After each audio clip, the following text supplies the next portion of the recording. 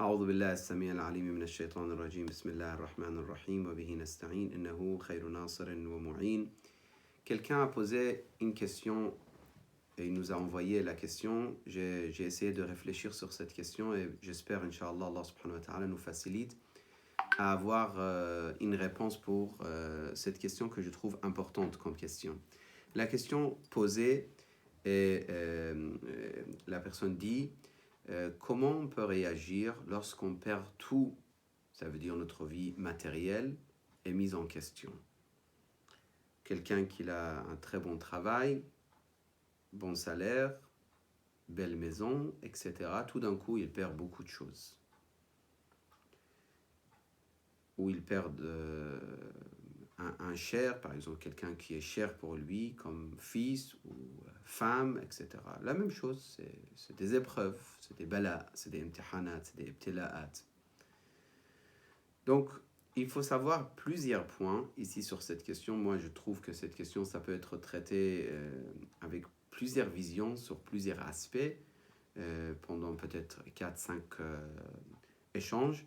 Mais quand même, je vais essayer de rapidement voir avec vous les plusieurs aspects qui existent autour de cette question. Première chose, il faut jamais penser que parce que je suis quelqu'un très proche de Dieu, donc je passe des épreuves.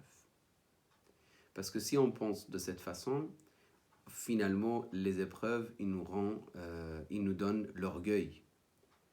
On se compare avec les prophètes, la samahallah, qui n'est pas faisable. Quelqu'un, il se permet de se comparer avec Imam al-Hussein ou avec Rasulullah sallallahu alayhi wa sallam, en disant oui, eux ils ont eu des balas parce qu'ils étaient proches de Dieu, moi j'ai eu des balas parce que je suis proche de Dieu. Ça, ce n'est pas du tout positive cette manière de penser. Il ne faut jamais penser de cette façon. Il faut voir à quoi ça sert les épreuves et comment réagir dans les épreuves finalement. Il y a deux questions qu'on veut essayer de voir ensemble rapidement. À quoi ça sert et comment réagir. Comment les constater, je viens d'expliquer. Il ne faut pas les constater comme maqam, statut pour vous, ou dire ça y est, j'ai atteint un certain niveau chez Dieu, c'est pour ça il m'a fait passer par des épreuves. Ça, c'est déjà. Mais les deux questions qu'on va voir, donc comment réagir et à quoi ça sert. Premièrement, à quoi ça sert? Pourquoi tout d'un coup quelqu'un y perd? Par exemple, récemment, quelqu'un m'a appelé, il m'a dit j'ai perdu toute ma fortune. Un ami très gentil, très correct, etc. Il y a quelque temps également, quelqu'un m'avait dit, il m'avait expliqué ses malheurs et ses tristesses à cause du fait qu'il a perdu son fils, etc. etc. Il y a 2-3 ans également, un ami encore en France, il m'a parlé de sa tristesse, de fait qu'il a perdu sa femme. Il était complètement détruit, etc. Donc, à quoi ça sert, premièrement, la première question, à quoi ça sert les épreuves lorsqu'on perd tout? C'est quoi l'utilité de cela, en fait, si on peut dire? Il faut voir une chose ici, et je pense que ça mérite une partie importante de votre vie de réfléchir sur cette question. Notre vision vers ce bas monde. La question qui se pose ici d'abord, avant de tout voir ensemble, quelle est notre vision à ce bas monde? Qu'est-ce qu'on attend de ce bas monde? Le Coran, il parle de certains qui s'attachent à ce bas monde. Il dit, Bismillah ar-Rahman ar-Rahim, Akhlada ila al-ard wa taba'a hawah. Donc il a été attaché, il s'est attaché à ce bas monde et il a suivi ses passions. Il était éloigné de rahmatillah, de la miséricorde divine. Totalement ou divine. Pourquoi? Parce qu'il s'est attaché à ce bas monde et il a suivi tout simplement ses désirs et ses plaisirs. Donc notre vision, ça doit être comment exactement? La majorité des gens, que ce soit croyants ou non croyants, lorsqu'ils ont de l'argent, lorsqu'ils ont la fortune, lorsqu'ils ont la tranquillité et la santé, ils se disent on a le bonheur, on a déjà parlé de bonheur, et il se dit, s'ils sont croyants, ils se disent, voilà, Dieu nous aime, nous a donné. Il m'a honoré. La plupart des gens, ils voient comme ça. Ils ont beaucoup d'argent, Dieu m'a honoré, il n'a pas honoré l'autre. Mon voisin, il n'a pas été honoré, il est pauvre, moi j'étais honoré, parce que Dieu m'aime. La plupart des gens, lorsqu'ils comparent un frère avec son frère, ils disent, ah, parmi mes frères, je suis le plus riche. Donc, certainement, automatiquement, Allah afdal alayya, Allah faddalani, Allah m'a choisi comme supérieur à mes frères dans toute ma famille. Ils ont un peu d'argent, mais moi, j'ai beaucoup plus. Donc, cette vision existe chez les croyants et les non-croyants. Ils se considèrent en fait favoris parce qu'ils ont plus d'argent. Ou d'enfants, c'est pas que argent, des fois d'enfants. Dis-moi, j'ai 5 enfants, l'autre, il a eu qu'un enfant, ou il a eu même pas des enfants. Donc, vous voyez, tout de suite, on dit, lui, Allah l'a humilié parce qu'il lui a même pas donné des enfants. Moi, Allah m'a honoré parce qu'il m'a donné 5 ou 10 enfants, etc. Cette vision existe, que ce soit chez les croyants ou les non-croyants. Alors que la vision de Ahlul Bayt, la vision du Coran, ça n'a rien à voir avec ça. Au contraire, les imams, ils disent que les épreuves et le fait de perdre des choses dans ce bas monde, c'est positif. Donc là, je suis en train d'expliquer la première partie de notre question, à quoi ça sert, quelles sont les utilités, si on peut dire, ou quelle est l'utilité des épreuves, ça c'est une partie, et deuxième partie, comment réagir. Donc, à quoi ça sert? Premier point, le fait de s'éloigner et se détacher de ce bas monde. Ça, c'est le premier point. Al-i'radu 'an ad-dunya. Ça, c'est le premier point. Soyez sûr que la plupart de nous, si on a beaucoup de ce bas monde, on ne pourra pas se détacher de ce bas monde. Lorsque tu as tout ce que tu veux, et encore plus, et jour après jour, tu as encore plus et plus, tu te plonges, en fait, tu es plongé dans le bas monde, plus en plus. On n'est même pas conscient où on va, d'où on est venu, et c'est quoi notre but de ce bas monde, parce qu'on est complètement dans ce bas monde. On est plongé dans la fortune, la richesse, les plaisirs, les désirs, etc. Imam al-Baqir, qu'est-ce qu'il dit, salam Allah alayhi? Il dit, Inna Allah, s'il vous plaît, celui qui connaît l'arabe, il peut taper ce hadith et réfléchir sur ce hadith. Inna Allah ta'ala la yata'ahadu al-mu'min bil-bala' kama yata'ahadu al-rajul ahlahu bil-hadiyya. Il dit, Allah subhanahu wa ta'ala, il prépare les épreuves pour ses vrais serviteurs, comme les hommes entre eux, ils préparent des cadeaux pour celui qui aime. Ceux qui aiment, par exemple, un homme qui aime son frère, il veut lui rendre visite, il achète un cadeau. Pourquoi? Pour lui faire plaisir. Pourquoi? Parce qu'il l'aime. Allah subhanahu wa ta'ala, s'il aime son serviteur, et écoutez bien, Imam al-Baqir, il parle de ça avec la connaissance qu'il avait en tant qu'élève de Rasulullah sallallahu alayhi wa sallam. Aujourd'hui, on entend certains, ils disent oui, les croyants, ils se disent que les épreuves c'est bien parce que ça nous éloigne de ce bas monde, c'est juste pour être un peu calmés, drogués, etc., pour oublier leur malheur, etc. C'est totalement faux, parce que eux, ils voient ce bas monde comme but. Le Coran considère ce bas monde comme pont. En fait, c'est ça qui doit changer. Ce bas monde, c'est le but pour certains. Oui, bien sûr. À chaque fois qu'on rate quelque chose, c'est triste. Ce bas monde est le pont vers quelque part. Donc, si on rate quelque chose, on n'est pas triste et on n'est pas perdant d'ailleurs. On n'est pas perdant. En fait, la vision doit changer. Qui est perdant? Celui qui considère que ce bas monde, c'est le but final. Qui n'est pas perdant? Celui qui ne considère pas ce bas monde comme but, comme le pont. Si tu as, je donne un exemple rapidement et je passe, si tu as construit une petite maisonnette sur un pont et ton ami, il a construit également, et à cause je ne sais pas, tsunami ou de l'eau de mer qui a monté, cette maison, il est détruit, cette petite maisonnette, les deux. Toi, tu n'es pas triste parce que tu dis de toute façon, je l'ai construit alors que c'était même pas la peine parce que je voulais passer de toute façon. Je voulais juste traverser. Mais l'autre, il considère ça comme but. Donc, il est très triste. Il a perdu tout ce qu'il avait construit. Comme Jésus, il dit, Ad-dunya qantaratun, salamullah alayki ya Isa ibn Maryam. Ce bas monde est un pont. Fa'buruha wa la ta'muruha. Traversez, mais ne le construisez pas. C'est pas, ne le construisez pas, ça veut dire, ça ne veut pas dire qu'il ne faut pas construire une maison. Mais ce n'est pas notre but, la maison. La maison, c'est un moyen pour protéger ma famille, etc. etc. Ça, c'est parmi les points très sensibles. Je passe, mais on pourra revenir sur cette question. Combien il faut donner l'importance à ce moment, on verra. Imam al-Baqir, il dit وَيَحْمِيهِ الدُّنْيَا. Il dit même plus. C'est pas que il lui donne des épreuves.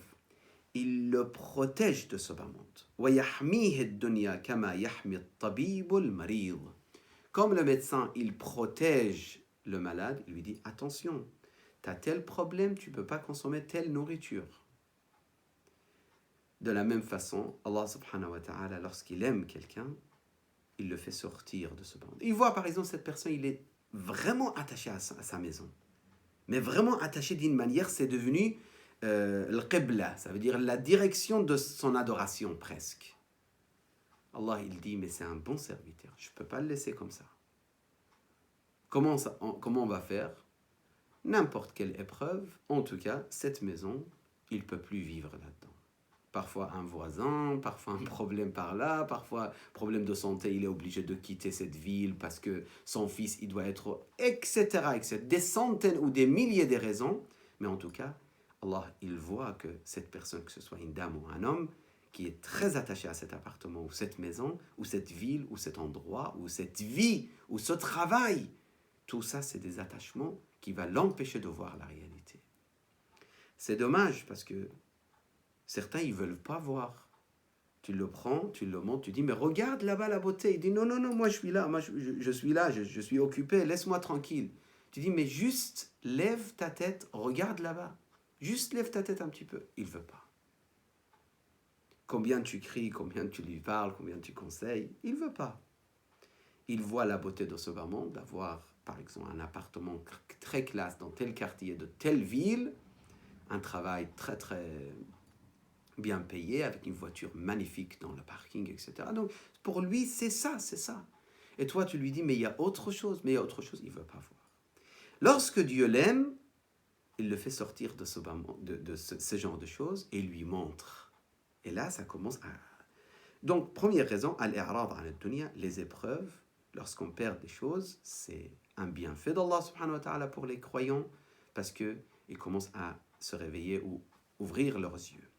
Deuxième point, ils revont vers Dieu subhanahu wa ta'ala. Ils prennent le chemin d'Allah subhanahu wa ta'ala. C'est pour ça l'imam Sadiq, il dit, celui qui est mécréant, celui qui ne croit pas en Dieu, celui qui n'aime pas Dieu, parfois il demande à Allah la fortune de ce bas monde, Allah lui donne. C'est pour ça, certains, encore une fois, ils posent la question, mais pourquoi telle personne dans ce bas monde qui est même athée, par exemple, il a 100 milliards. Et les croyants, parfois, on les voit affamés, etc., à Yémen ou ailleurs, etc. Pourquoi? C'est quoi cette histoire? Ou en Afrique, ou ailleurs? Imam Sadiq, il dit « Inna al-kafir la yahoun ala Allah » Il dit, celui qui est incrédule, qui ne croit pas en Dieu, « La yahoun ala Allah » tellement pour Allah subhanahu wa ta'ala, il n'a plus d'importance. « Law sa'alahu ad-dunya bima fiha a'tahu » S'il il demande à Dieu, ça veut dire quoi? Il demande à Dieu, mais il ne croit même pas à Dieu. Ça veut dire, il cherche à obtenir. Son but devient ce bas monde. Allah, il lui donne. Allah, il lui donne. Mais ce n'est pas le bien pour lui. Le Coran dit Innama numli lahum liyazdadu ithman. On leur donne, mais leur charge est encore plus en plus lourde sur eux, sur leur fardeau. Ça, c'est deuxième point. Donc, on se rappelle d'Allah subhanahu wa ta'ala. C'est pour ça, les plupart, en tout cas, mes modestes expériences, les plupart des personnes qui ont eu des épreuves dans ce monde, que ce soit chrétiens, juifs, musulmans ou autres, comme je dis autres, ça veut dire les gens qui croient à la spiritualité, lorsqu'ils ont affronté ou ils ont vécu des problèmes et des misères et des manques et des pertes, etc., ils se sont orientés vers Dieu, vers les rappels de Dieu, etc. La majorité. Et bien sûr, on peut aussi rajouter d'autres utilités comme le fait d'atteindre le plus haut degré chez Allah subhanahu wa ta'ala. On a des propos que le prophète, sallallahu alayhi wa sallam, notre noble prophète, un moment, il a été proposé pour lui une fortune immense, mais le prophète, sallallahu alayhi wa sallam, il avait refusé, alors que l'ange lui avait dit: tu perds rien par rapport à ta spiritualité. Il a dit quand même: je préfère la pauvreté vers mon Seigneur. Pauvreté, ça ne veut pas dire j'ai pas à manger. Pauvreté, ça veut dire ne pas être riche. Même si tu gagnes quelque chose, tu donnes aux pauvres directement. On ne peut pas devenir riche si on est très généreux ou qu'on pense aux pauvres dans ce bas monde. À la colonne, bien sûr, ici je suis obligé, avant de passer à la deuxième partie de notre échange, de dire quelque chose. L'islam ne nous a jamais encouragé d'être pauvres et d'être affamés et d'être dans la rue. Ça n'a rien à voir. Mais c'est notre histoire, notre discussion, c'est autour de cette idée. Dieu ne nous a pas créés pour qu'on obtienne ce bas monde. On est créé pour autre chose. Comment ça va se passer? Comment les choses avancent? C'est Allah subhanahu wa ta'ala qui décide. Mais nous, notre devoir, c'est de ne pas penser à ce bas monde en tant que but final. Maintenant, comment réagir? Maintenant, on a dit, c'est très utile. Et c'est vraiment dommage, je suis désolé, mais il y a énormément de hadiths, même devant moi, il y a quelques hadiths magnifiques, mais c'est pour terminer notre sujet, je passe vite, mais juste rapidement, par exemple, je vous donne ce hadith de Imam al-Hussein, lorsque Allah subhanahu wa ta'ala, il donne un maqam, statut à Imam al-Hussein, qui ne peut l'atteindre que par le fait d'être le martyr de Karbala. C'est des épreuves. Parfois, c'est avec la pauvreté que tu peux atteindre un certain degré, etc. Inna laka darajatan fil janna la tanaluha illa bishahada, pour l'imam al-Hussein salamullah alayhi, et d'autres hadiths. طيب, maintenant comment comment on peut réagir lorsque les problèmes nous arrivent? Si on a cette vision, déjà, premièrement, on a la vision que ce bas monde n'est pas notre but et qu'on n'est pas créé pour ce bas monde. S'il vous plaît, ça c'est très important. Si vous voulez le noter, si vous voulez l'enregistrer dans votre, Inch'Allah, mémoire ou pensée sur ce point, on n'est pas créé pour ce bas monde. Donc, comme il a dit l'imam alayhi salam, Mada faqada man wajadak. Qu'est-ce qu'il a perdu, celui qui t'a trouvé? Celui qui a trouvé Dieu, il n'a rien perdu. C'est une question pour dire, mais réveille-toi. Messieurs, réveille-toi, madame, réveille-toi, mu'min, fidèle, etc. Réveille-toi. Mada faqada man wajada. Qu'est-ce qu'il a perdu, celui qui t'a trouvé? Il n'a rien perdu. Donc ça, c'est le premier point. On n'est pas ici pour une vie éternelle, c'est une vie temporaire, éphémère, donc on a perdu quelque chose. Tout de suite, on se parle, on dit, on n'a pas perdu Dieu, on n'a pas perdu l'éternité. J'ai beaucoup aimé quelqu'un de notre famille, il a perdu son fils, rahmatullah alayh, mais j'ai beaucoup aimé sa phrase. J'ai pas aimé cette situation, qu'Allah nous protège tous. C'est des épreuves difficiles quand même. Il a perdu son fils qui était jeune, qui commençait à la faculté, etc. Mais il a dit une phrase que j'ai beaucoup aimée. Il a dit, moi aujourd'hui, je ferai tout le nécessaire, parce que son fils, il était très très croyant et très sincère. Il a dit, moi je ferai tout ce qui est nécessaire pour être avec mon fils au paradis. Donc, s'il n'avait pas pensé de cette façon, il allait exploser, il allait vraiment perdre la patience. Mais il a pensé de la façon exactement coranique et de Ahlul Bayt alayhi salam. on n'est pas là pour éternité finalement. Que ce soit aujourd'hui ou demain, on va quitter un jour. Comment on vit, comment on quitte, de quelle façon on est accueilli là-bas? C'est ça la question fondamentale. Sinon, à toute personne, vous parlez à qui que ce soit, vous dites, vous êtes éternel, il te dit non, je passe. Ça, c'est première chose. Deuxième chose, lorsqu'on se rappelle que les épreuves, on a des récompenses en échange, on a des maqams en échange, Allah nous pardonne nos péchés en échange. Pourquoi la tristesse? Pourquoi la tristesse? Troisième chose, la patience après les épreuves, c'est parmi les plus hauts degrés qu'un croyant il peut atteindre. La patience après les épreuves. D'être patient après les épreuves, c'est un statut extraordinaire qu'un croyant il peut atteindre. Il y a d'autres points aussi, mais moi je vois le temps est terminé pour notre premier échange. Donc, juste pour finir, je reprends les idées essentielles. Donc, quelqu'un qui perd la fortune, la santé, maison, travail, etc. Comment il doit réagir? À quoi ça sert? On a dit, ça sert à quoi? Ça sert premièrement, il est réveillé de son ignorance, il s'oriente vers son Seigneur, qui est le but de notre création, il se détache de ce bas monde, il se réveille et il est éveillé plutôt, et puis également, il atteint un certain degré de spiritualité, car il commence à s'orienter vers la réalité de cette existence. On n'est pas éternel dans Alam el-Mulk, plutôt on va vers Alam el-Malakut. Donc il y a une autre vie qui nous attend, qui est la vie réelle. Et pour pouvoir patienter devant ces épreuves, première chose essentielle, c'est de penser que ce bas monde n'est pas éternel, on passe à l'au-delà, et donc Allah subhanahu wa ta'ala nous a pas créé pour ce bas monde ces épreuves. Inch'Allah, on aura des récompenses en échange. Se détacher de ce bas monde n'est pas croire. Et ça demande beaucoup d'exercice. Il ne faut pas penser qu'avec un discours que je viens de parler, personnellement, moi-même, je dois travailler sur cet aspect tout le temps. Ça demande beaucoup d'exercice sur cet aspect.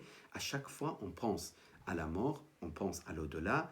Et ne pensez pas que c'est négatif de penser à la mort. Au contraire, essayez de visiter les cimetières une fois par semaine, une fois chaque 2 semaines.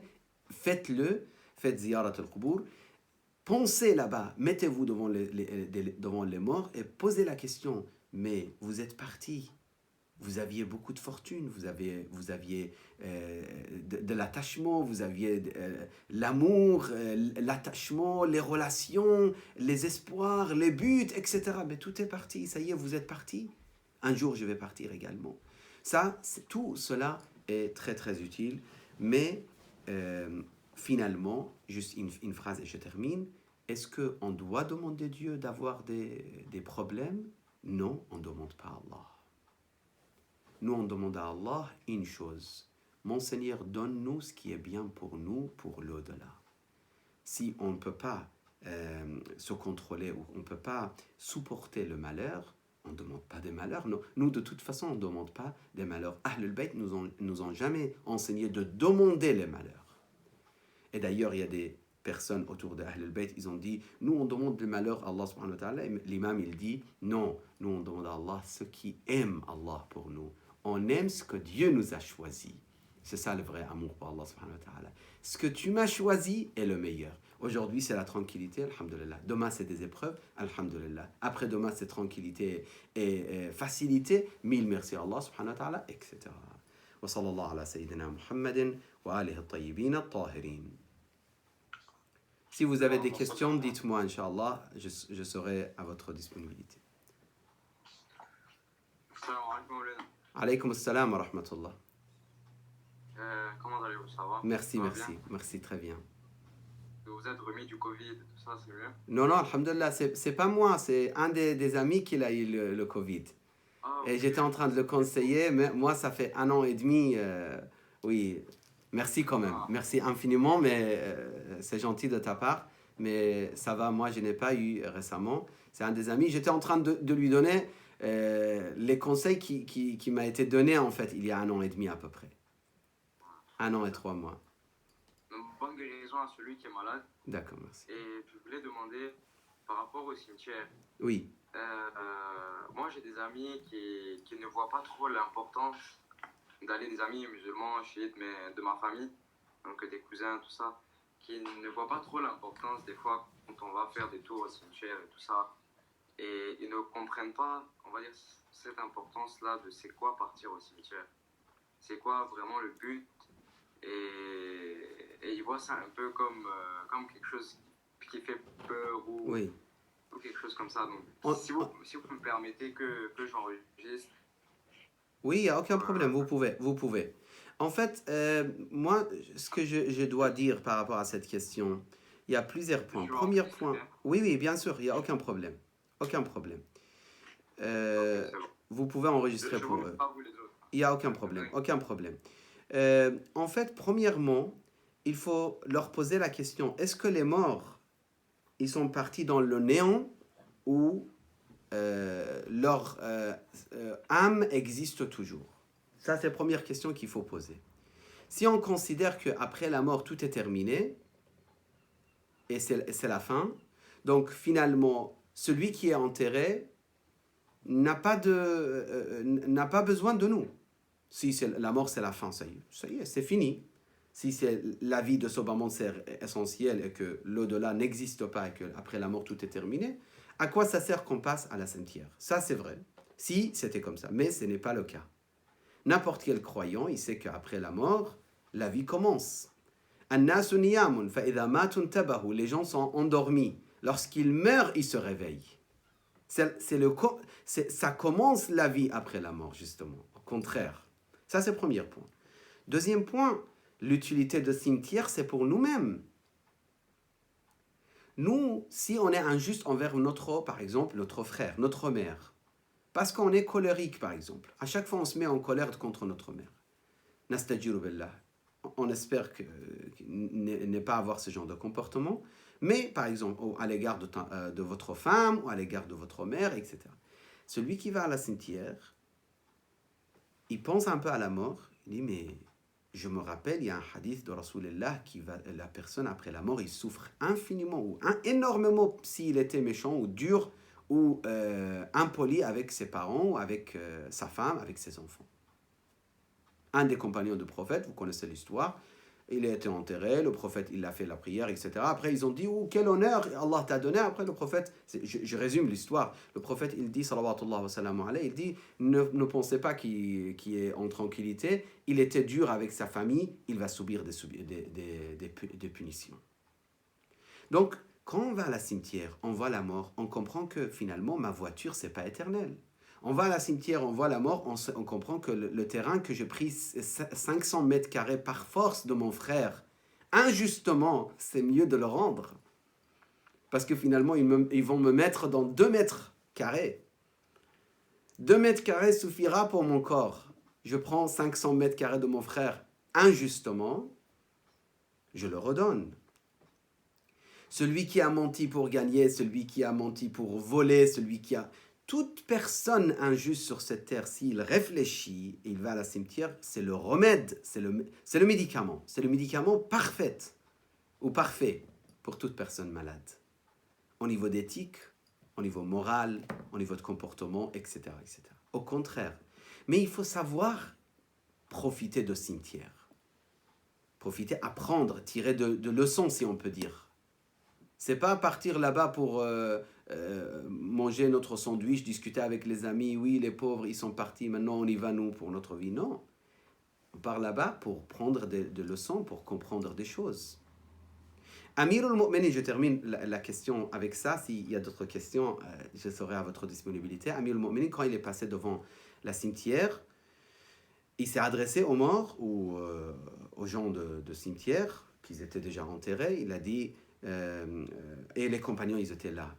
Il a dit, Ya ahl al-diyar al-muqfira, ou Ya ahl al-ghurba, Ya ahl al-wahda, aux gens de la solitude, aux gens de ténèbres, aux gens de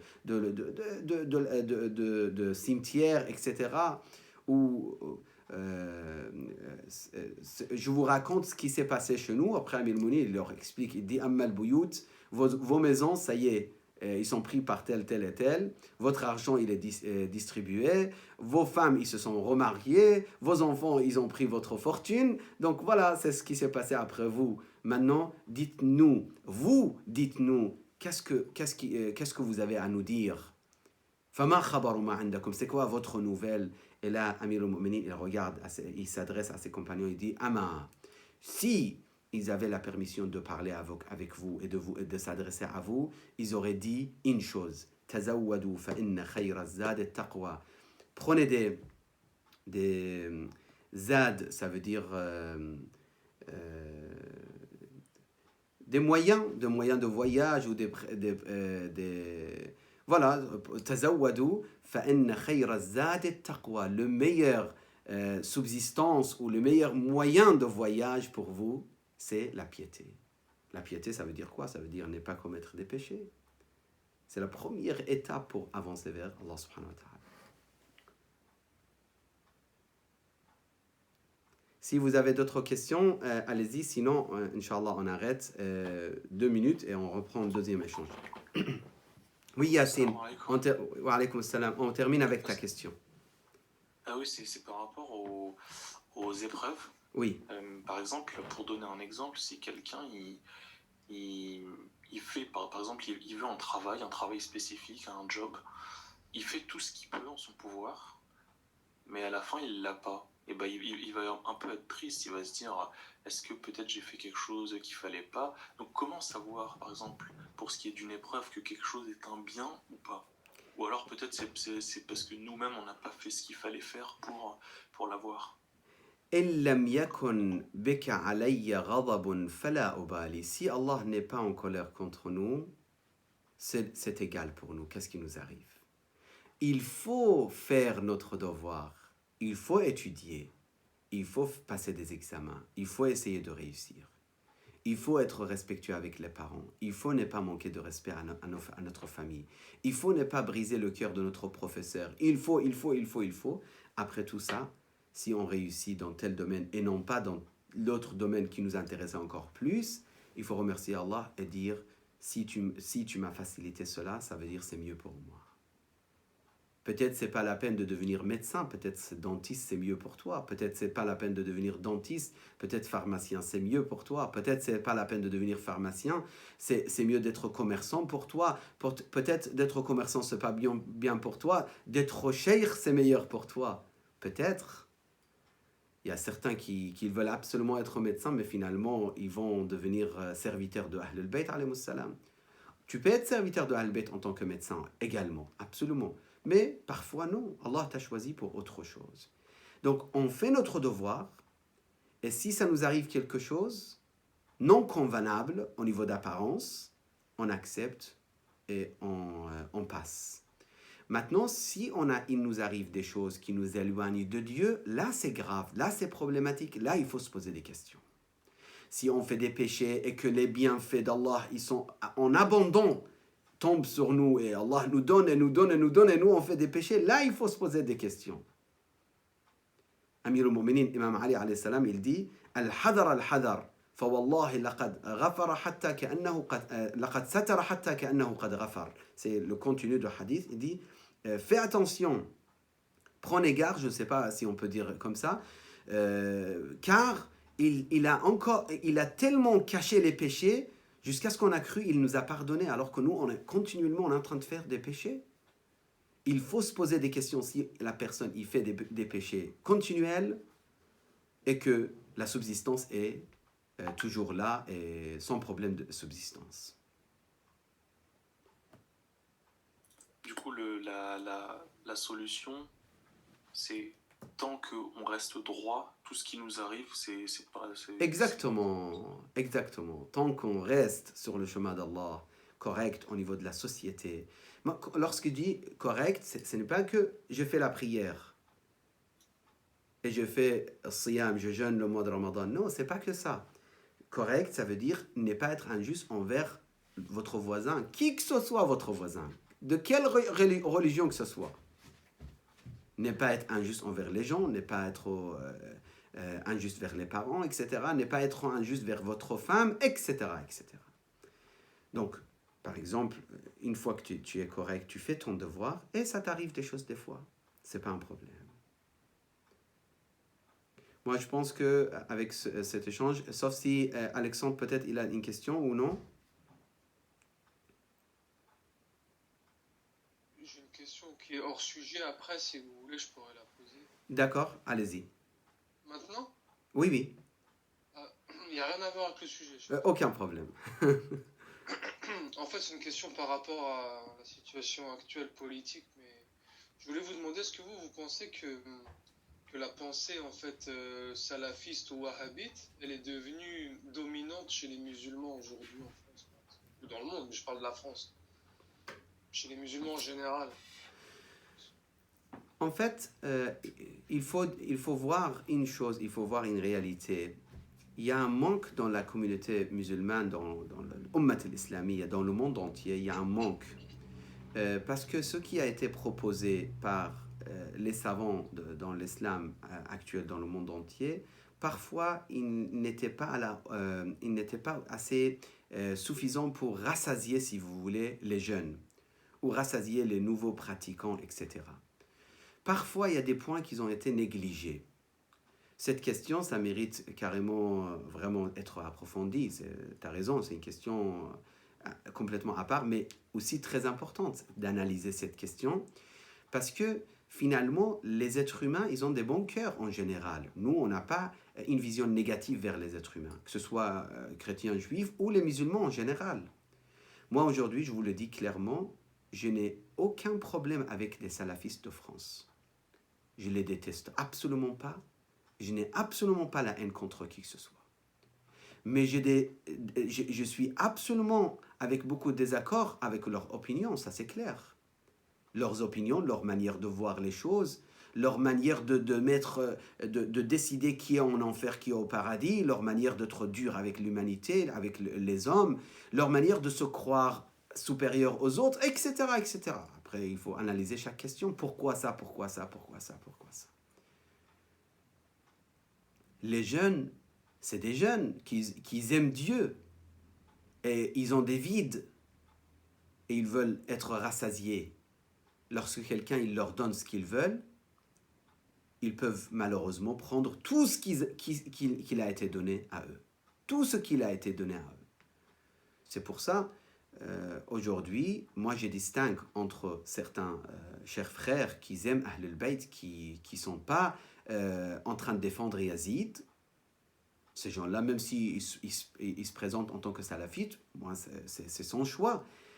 S'il n'aime pas Yazid et il aime Imam al-Hussein, pour moi, c'est un vrai croyant, c'est un vrai musulman, c'est un frère dans l'islam. S'il rejette l'amour des ennemis de Ahl al-Bayt,